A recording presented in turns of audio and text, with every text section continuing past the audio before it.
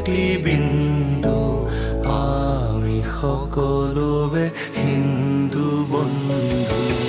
আমার চিন্তাৰ একটি বিন্দু, আমি সকলোবে হিন্দু বন্ধু।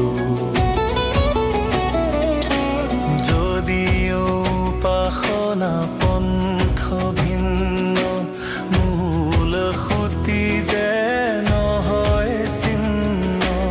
যদিও উপাসনা পন্থ ভিন্ন, মূল সুঁতি যে নহয় ছিন্ন। বেদৰ মন্ত্ৰে ভিন্ন ৰূপে একে পৰমেশ্বৰকে বন্দো। আমি সকলোবে